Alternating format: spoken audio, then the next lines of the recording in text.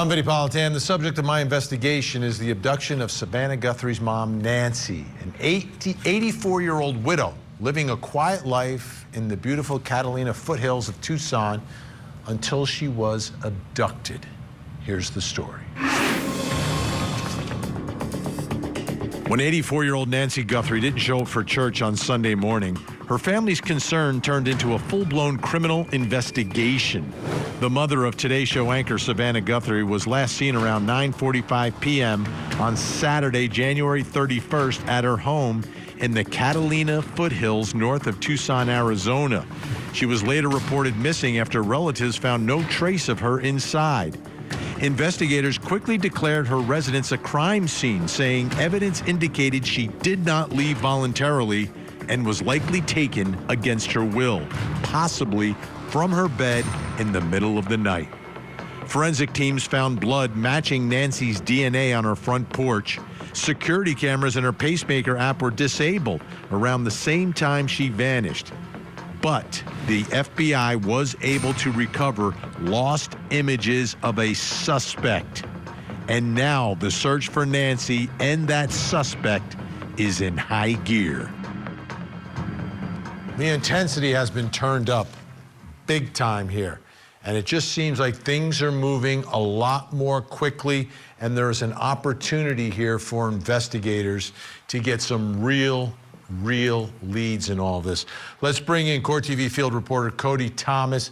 Let's start with those videos. There's been a lot of talk about the videos. Obviously, it's perhaps one of the biggest clues in all of this so far. Explain to us, I want you to break it down a little bit. What do we see in those videos? Well, Vinny, the short answer, what we see is what looks like something out of a movie. Now, it's black and white footage from what appears to be a doorbell camera. Now, we see this suspect. He has a hoodie over his face. We don't know if it's a man or woman, but let's take a look at the video in its entirety right now.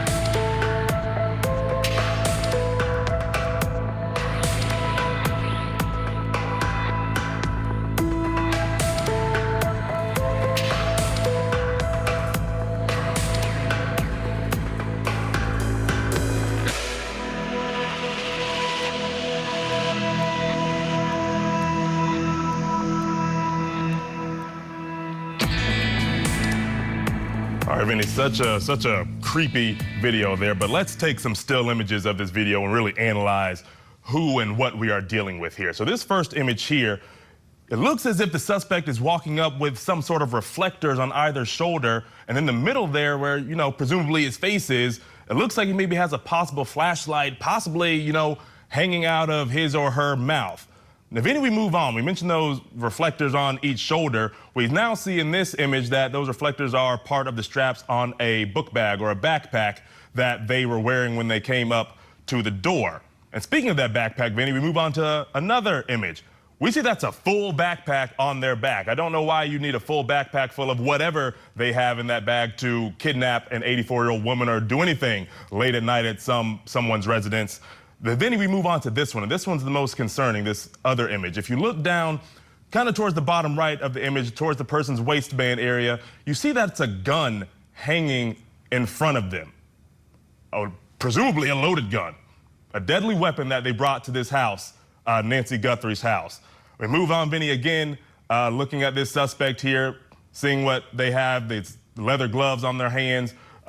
Looks to be thick leather gloves there. And Vinny, I can think of one other famous case that involved some questionable leather gloves back in the 90s. So here we are with gloves again in this image. And lastly, Vinny, here, the image of this suspect with what looks to maybe be a possible flashlight in their mouth, or it could be maybe a shiny gold or silver tooth reflecting off the light, because we do know that neighborhood is a very dark area, so any light would probably reflect off of that camera image.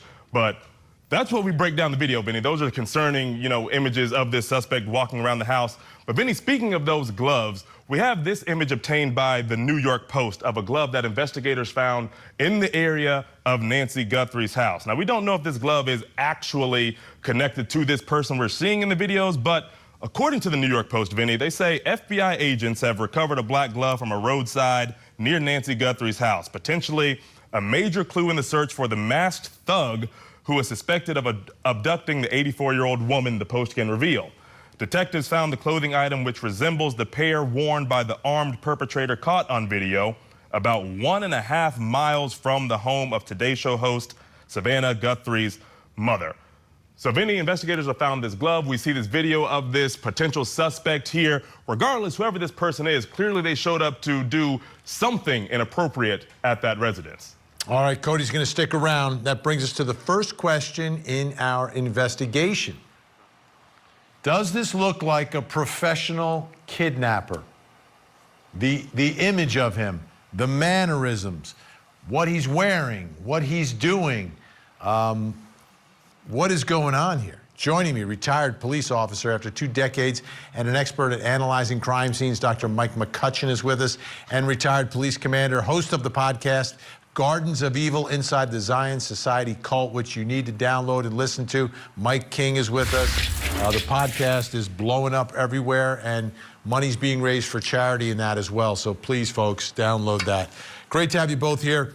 Mike, let me start with you. What is your gut telling you? What is the evidence telling you? Does this seem or look like or present? Oh, we have 2 mics. I'm sorry. Mike King. Thank you. We got Dr. Mike over here, Mike King over here. Strike you as a professional kidnapper? You know, Vinny, I don't see that. I find myself waffling a little bit on this about whether it's professional or not. I mean, it appears that there's preparation. It appears that there's planning.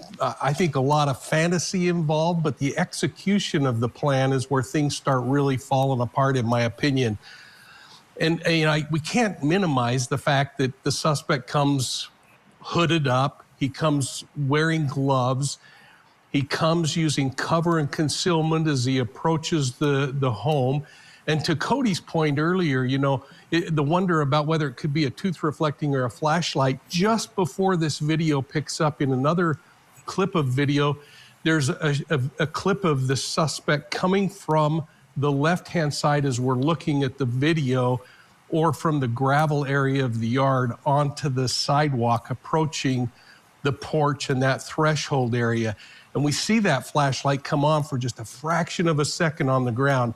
I suspect, because it's pitch black, that that's happening because he's unsure of his footing and whether there's a step he's going to trip on or something like that. But nonetheless, we have to accept the fact that it appears that he comes kind of suited up. I think, again, the fantasy, the preparation, the planning that's gone into it, and the fact that he's using cover and concealment and coming in. But the moment he sees that camera, we see him go from this kind of organized state to disorganized. And we see him kind of turn, and you could just see the cogs in his brain twisting as he's looking to his left in that garden area next to the porch where the pot is for something that might work. He works his way out to the threshold. There at the threshold, he grabs those desert plants and brings them in with an attempt to somehow cover up that camera. And then it appears gets pretty frustrated and leaves. But bottom line in all of that is they were able to kidnap Mrs. Guthrie. And so at least they got away with that part of it. But hopefully things like this glove show us that the net's being cast wide enough that they're going to find information that'll bring him to justice. Yeah, I'm shocked that he's surprised that there's a camera at the doorbell. I mean, go to I don't know what the percent is these days around the country, but it's extremely common. All right, Dr. Mike, let's pick up on the glove. Mike King is talking about that. Your thoughts about the glove being found 1.5 miles from the scene. And for purposes of this discussion, let's presume it's a match. Let's presume that it is, in fact, the glove worn by the suspect in the video. What does that tell you, if anything, about whether or not this looks like a professional kidnapper or not? So I would say it sounds unique, but if I were planning this, having expertise, I looked at all of the things that someone who was planning this, who had experience, they wouldn't be doing. If they were going to get rid of evidence, it wouldn't be, I know 1.5 miles seems close. That's not very far, particularly if you have a missing person. 1.5 miles is not a far distance. You're not going to throw evidence out the window or within miles. You would keep it. It's not like you have to get rid of it. You have other evidence in the car, a person. So it's not like a robbery where you took something and then you're trying to get rid of evidence. So that shows me that it's very amateur. And the uniform that he's wearing, the clothes that he's wearing reflective gear. He's trying to work under the night and try to be a burglar to go in and not be seen. And he's wearing reflective gear. Again, poor planning.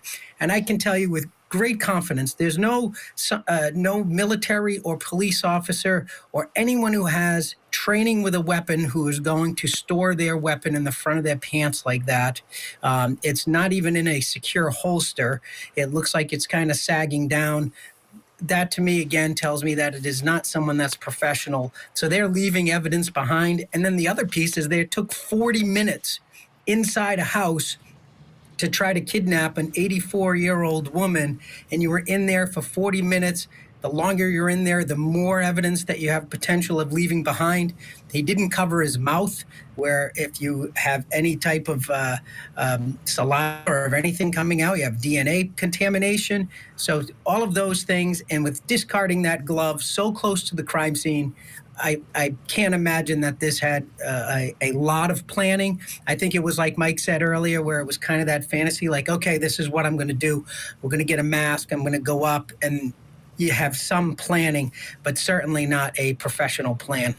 Yeah. The potted plant for the camera, Mike King. Yeah. That's nutty. That's like, it's almost childish at that point. You've got this huge backpack. You've got apparently a gun, but you don't have anything to handle a camera, like, oh, I don't know, a piece of tape. You know, Vinny, and I loved what Dr. Mike said, because the idea of how he's approaching looks like he's really confident. He actually is pretty dang calm when things fall apart and he sees that camera on the door. But what I think is also kind of interesting, and Mike mentioned this, is the fact of this holster in the front.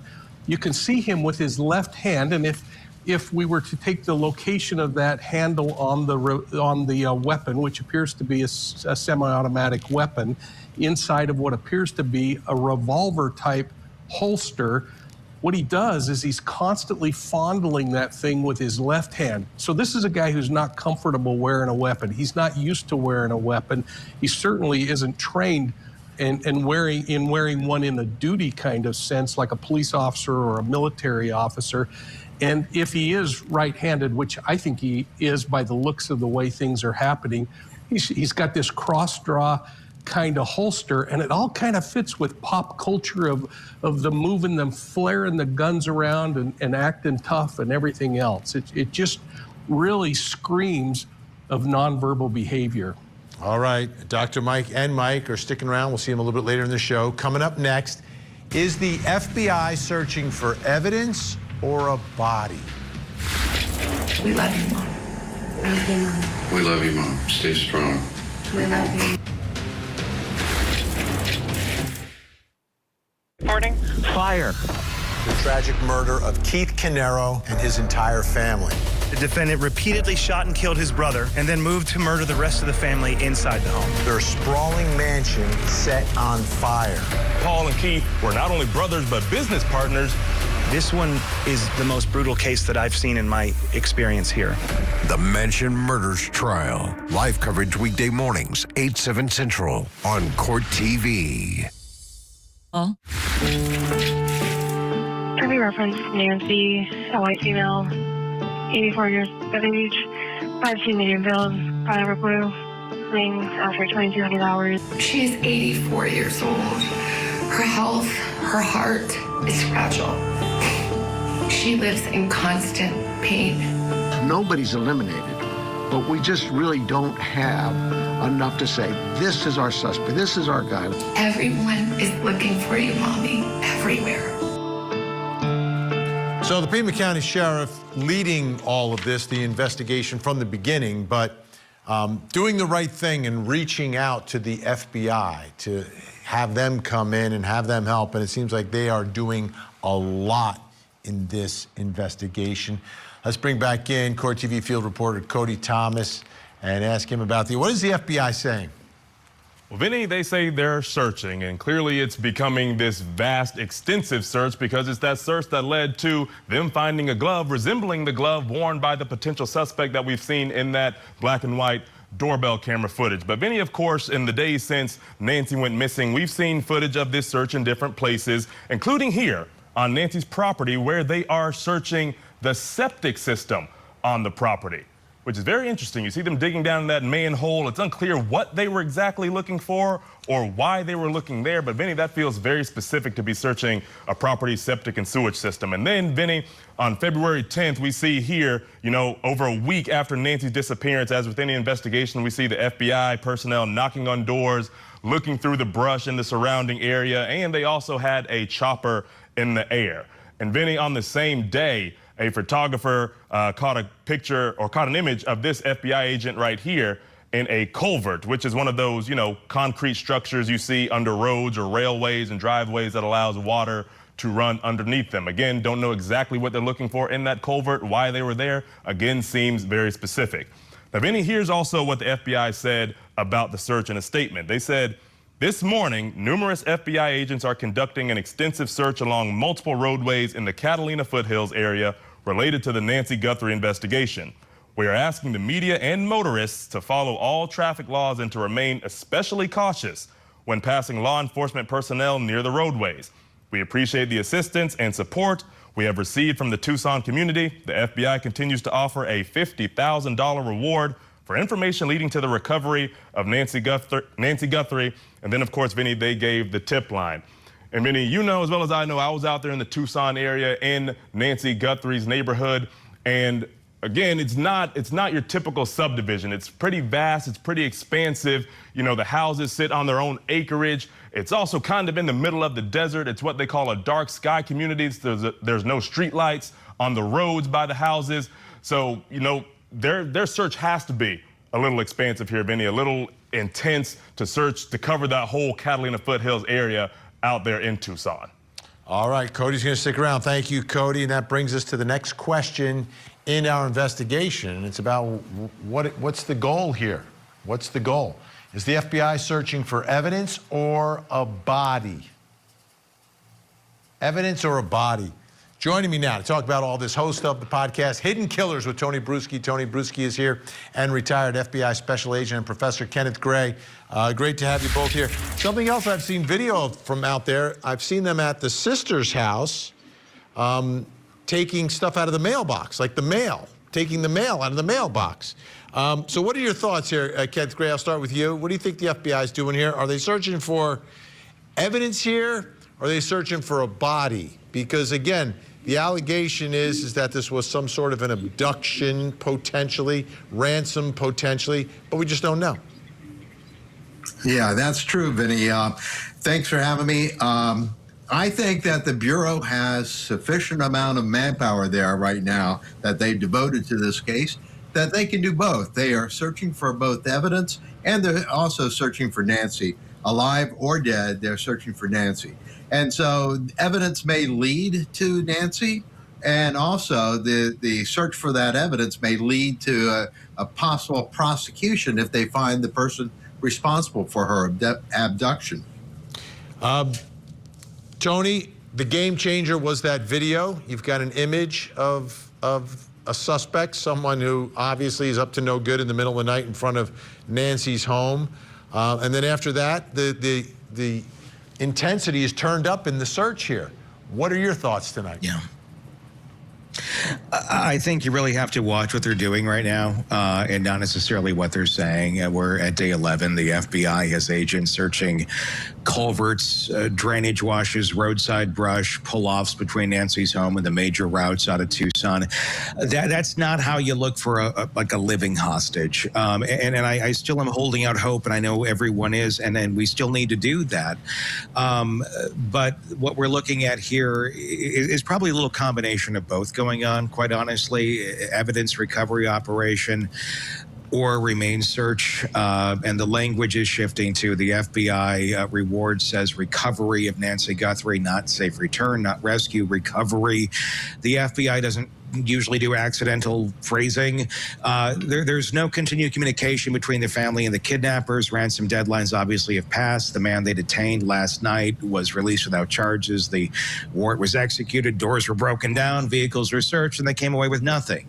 18,000 tips and still no suspect and no Nancy. But the credit is where credit is due here. The hostage rescue team being deployed is good. Last night, disciplined law enforcement. You want to prepare for every variable, including the one where maybe you find her alive, and God, I hope we do. But being prepared for a variable and that variable being the likely outcome are two very different things. An 84-year-old woman with a pacemaker who needs daily medication to survive 11 days out, the math is brutal, and the FBI knows how to do the math. I think they're searching for both, but the ground activity tells you where the weight of this investigation has shifted. Kenneth Gray, what are your thoughts about taking the mail from the daughter, Annie's home, straight from the mailbox, confiscating it? Is that, you think they're looking for communication from a kidnapper at that moment? So I don't think they know exactly what they may find inside that mail, but so far the communications has not set up any specific route exchange of information between the kidnapper and the family. And so the kidnapper may try to establish a different means of communication, such as by mail.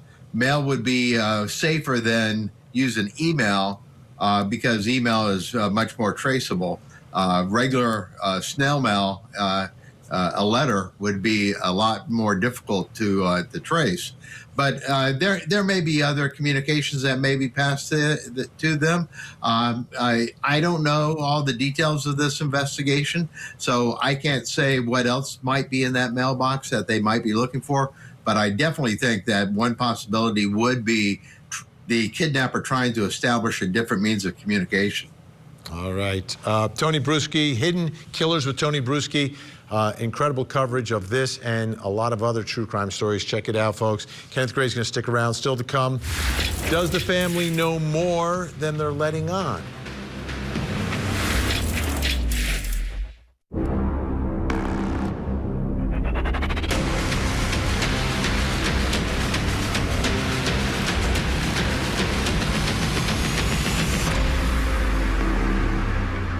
I'm Vinnie Politan. We continue our investigation of the abduction of Nancy Guthrie, a case with a missing 84-year-old woman, bloodstains outside the house, and mysterious ransom notes.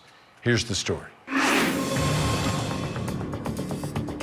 In the quiet Catalina foothills community outside of Tucson, the disappearance of Nancy Guthrie has sharply jolted friends, family, and investigators alike. The 84-year-old mother of Today's Show anchor Savannah Guthrie was reported missing on February 1st after she didn't arrive at a planned Sunday church service, and relatives found her home in unusual disarray. Pima County Sheriff Chris Nano said authorities believe Nancy was abducted from her home against her will, noting that she has limited mobility, requires daily medication, and would not have walked away on her own. Blood matching her DNA was discovered on the front steps, and investigators are analyzing possible ransom notes that reference specific details about her and her home, even as the legitimacy of those notes remains unconfirmed. But Savannah and her siblings have responded, saying, "We will pay." But now the FBI has recovered images of the suspected abductor, and the search for that suspect and Nancy has now intensified. This is so difficult on the family. So difficult. And don't forget, she's a widow and has been a widow for quite some time. Savannah Guthrie, when she was in high school, her dad passed away and her mom was there. Her mom was the rock of that family for so many years. Let's bring in Court TV field reporter Cody Thomas. Cody, how many times have we heard from the family now?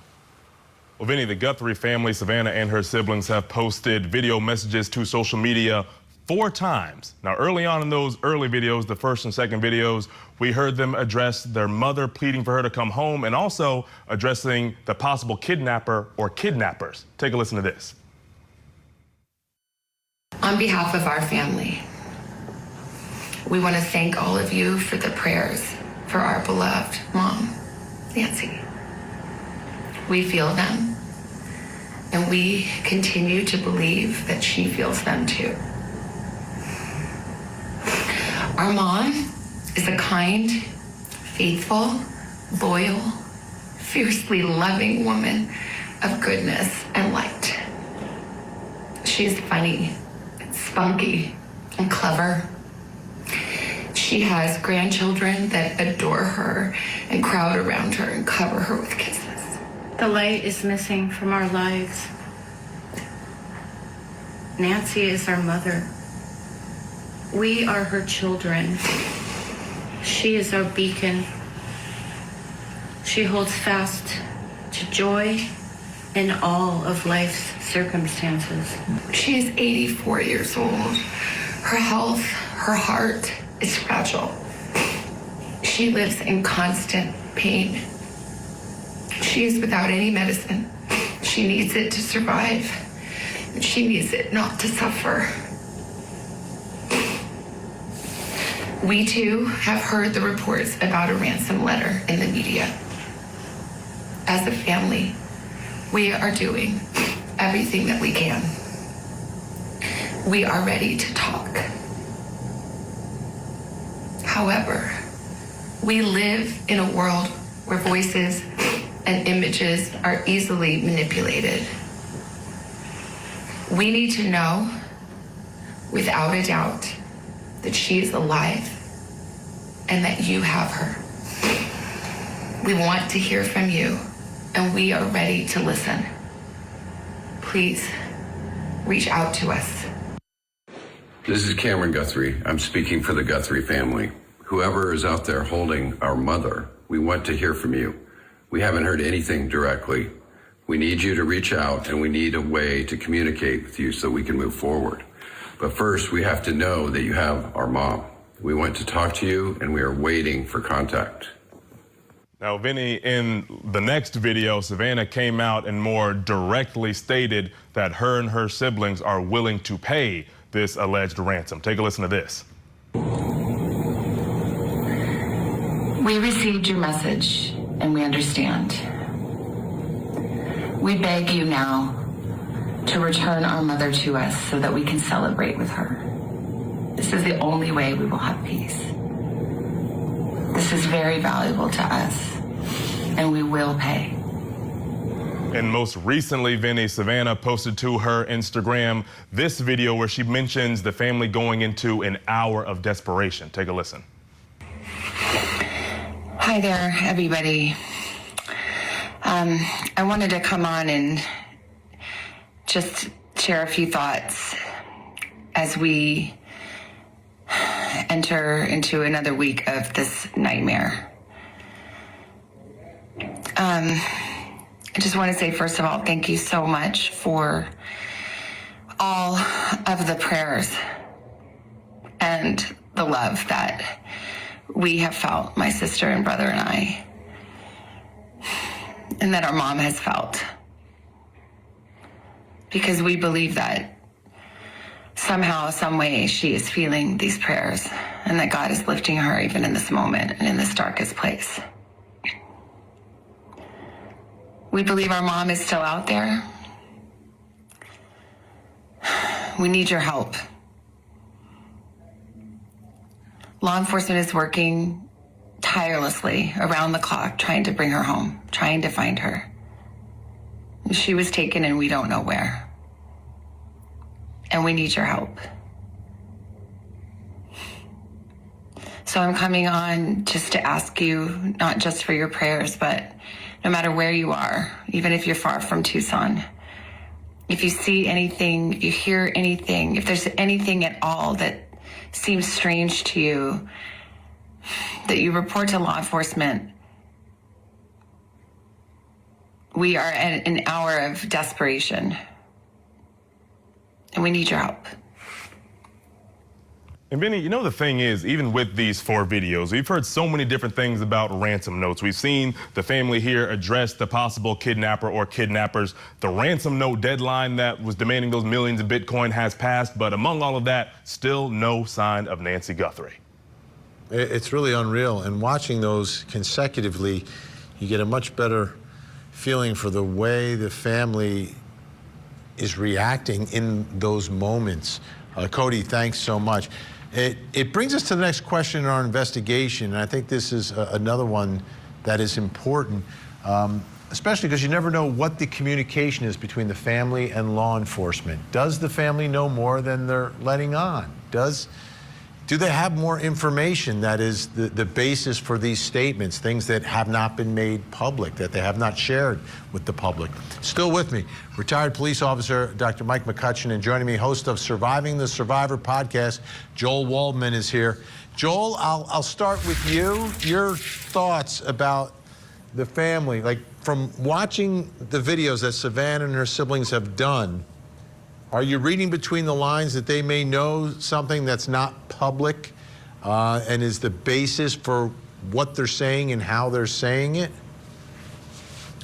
Yeah, thanks for having me, Vinny. And I just want to say, you know, I met my wife. We were both reporters at KGUN 9 in Tucson, and I know this community intimately. I know a lot of people there, people on the ground, and it has absolutely gripped them, and they are devastated. I mean, I've never seen a story like this, I don't think, in my entire 30-year career.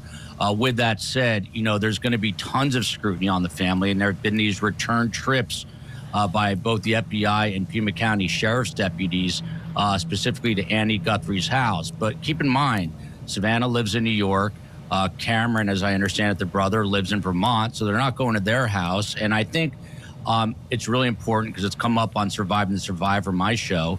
You know, people tend to point the finger. And we have to listen to law enforcement right now, and they are saying very publicly they have no suspects, no persons of interest. And I've got to think, Vinny, that if Annie or her husband or partner, you know, whatever he is specifically, if they were complicit in this in any way, and of course that Pandora's box was opened by a friend of ours doing some reporting, I would think that by now, and I've had other law enforcement officials tell me this, that this far in, 11 days in, that'd be a very difficult secret to hold on to. And I believe that, you know, they would have cracked. So I think we're looking outside the circle.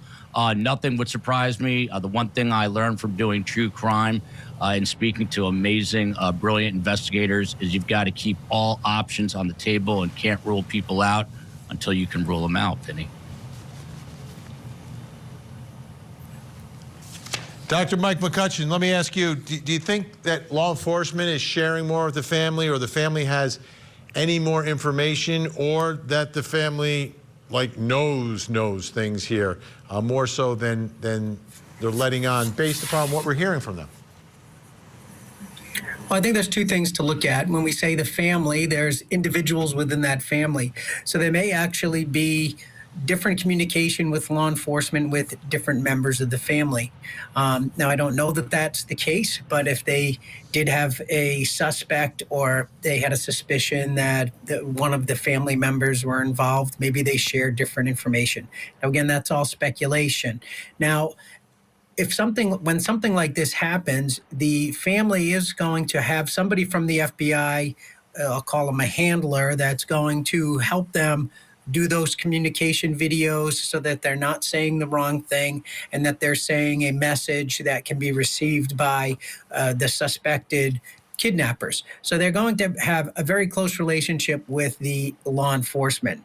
Now, whether they're holding something or not, you have to look at if it is intentional or they just don't know. When I'm doing an interview with a victim, you really have to say, everything is important. You may not think it is important, but I need to know everything. And that's the job of the investigator. That's the job of the interviewers, to find there has to be a thread. I don't believe that this was a random case. So there has to be that first thread that's going to connect Nancy to the kidnapper. And that could be a third party. Maybe it's a caretaker who mentions to a brother-in-law who then comes up with the plan. But there has to be a connection here. And they may hold that key without knowing that they hold that key. They may not have shared that they talked to a new maintenance worker or someone who fixed a window or whatever the case may be. And so they may not be intentionally withholding information, but there is that thread. This is not something random, and that's what they have to find. And that's the job of the investigator, to try to extract that information from the family. Joel Waldman, do you feel like they've turned the corner here and the momentum is picking up and we're going to get some real news soon? I mean, I sure hope so, Vinny. Last night, and I know you know this, covering it was absolutely bonkers. Did a 4.5-hour live stream because we just kept getting bits and pieces of news coming out every second. Today, a much quieter day. And, there's divided opinion on this amongst investigators who I've talked to. Some who think they've hit a wall, others who believe that they're just obviously keeping everything, very tight to the vest. From a media perspective, I'll tell you, it has been a bit of a disaster. I know Sheriff Chris Nanos, his intentions are good, but they, obviously gave these daily press briefings and then just stopped them completely cold. They're not using their PIOs, their public information officers, to disseminate any information. And that's making it tough because now people are guessing or hypothesizing, well, maybe this family member has something to do with it, or maybe that person has something to do with it. And obviously the investigation is front and center, and they've got to keep the integrity of that intact. But maybe in a case that is this high profile, they've got to give a little information, if just to quell the public, thirst and hunger for this. That part of it has been an unmitigated disaster, but I do hope we get a resolution soon. All right. Big thanks, Dr. Mike McCutcheon, Joel Waldman, surviving the survivor. Appreciate it, gentlemen. Coming up next, how will law enforcement handle the tens of thousands of tips? This entire team here, those behind me, and our community are hurting with you. What are you reporting? Fire. The tragic murder of Keith Canero and his entire family. The defendant repeatedly shot and killed his brother and then moved to murder the rest of the family inside the home. Their sprawling mansion set on fire. Paul and Keith were not only brothers, but business partners. This one is the most brutal case that I've seen in my experience here. The Mansion Murders Trial. Live coverage weekday mornings, 8/7 Central on Court TV.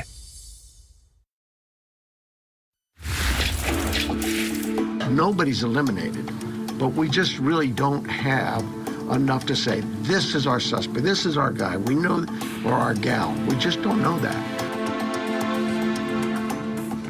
It's a frustrating investigation for everyone involved, has to be, but they're working around the clock, they're working hard. Let's get back to Court TV field reporter Cody Thomas. Cody, there was a plea to the public by Savannah Guthrie, and there have been tons of tips. What do we know about them? Well, yeah, Benny, we know at least one tip led the FBI to a specific person, a man who says that the FBI detained and questioned him. Now, here he is, Vinny. He told reporters that his name is Carlos Palazuelos. His house is in Rio Rico, which is south of Tucson toward Mexico. And it was searched as part of the investigation. He said he goes to Tucson for work and that he delivers packages. Now, Vinny, a woman who says that she is this man's mother-in-law, she spoke to reporters who reported her name as Josephine or Josefina Maddox. Here she is telling CBS 5 in Arizona that the FBI mentioned that a tip led them to her house and to her son-in-law. Take a listen. They came out telling us that they had somebody gave a tip that the lady was in my house. I don't know her name. ¿Cómo se llama? Nancy Guthrie? That we don't know. We don't know it. I don't. They only said that they gave a tip that she was in my house, and I told them, you can go in and search my house. There's nobody there. I have nothing to hide. Now, Vinnie, that man has since been released from being detained and questioned, so still nobody is in custody right now for the disappearance of Nancy Guthrie. All right, Cody Thomas, great work tonight. Thank you so much. Brings us to the final question in our investigation this hour. How will law enforcement handle the tens of thousands of tips? Still with me, retired police commander Mike King and retired FBI special agent Kenneth Gray. Why are you guys retired and I'm still working? Why is that? Well, okay.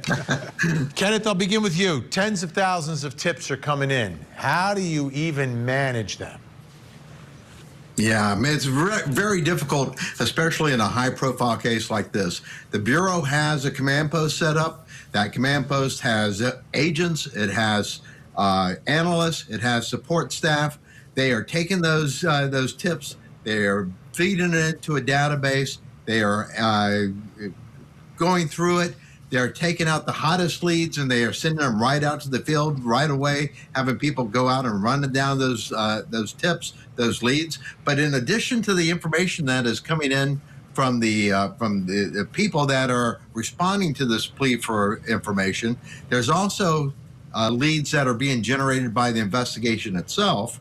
And so that requires additional manpower. So the Bureau brought in a lot of personnel. They're going to be very busy running down these leads. Additionally, leads may be sent outside of Tucson. If somebody gives information and says the person is in Chicago, the Bureau will send a lead to an agent in Chicago to go and run down that lead. Mike King, this is such a massive story, and it's generating a lot of information, which is what you need and hope, but it's a lot to manage. You're not kidding, and I really appreciated that baseline, because what I've learned before retirement, Vinnie, was as we work those major kinds of crimes, one of the things we try to do is also look at it geographically and look at the social media that's coming in from a geographic perspective, the tips where they're coming in from, and be able to kind of coalesce all that and grade it and decide what really should be prioritized so that the agents, with probably pretty limited bandwidth right now, can take the most important things. The Bureau is also using some really cool artificial intelligence right now to help score. But the thing that I think is the most comforting to us in the public is that the Bureau also has some standardized protocols where they have two sets of eyes look at each thing before it's thrown out as something not worth following up on. So there's a check and balance system. There's a process in place to examine it. There's artificial intelligence trying to coalesce it and understand it. And then when you bring in the geography and the things that I spent so much time on the last 20 years, you can then start to look at it geographically and weigh it and really see what's making sense before you send people out and start knocking on doors. We're out of time for tonight, but a big thank you. Mike King, great to see you. Kenneth Gray, appreciate your insight. The public has responded in a big way. As we've been saying, the tip lines are lighting up. But we know there is someone out there who knows a whole lot more and is not speaking. That is the person who needs to step up, show some humanity, and help bring Nancy home. I'm Vinnie Politan. We'll keep digging for answers as the investigation continues.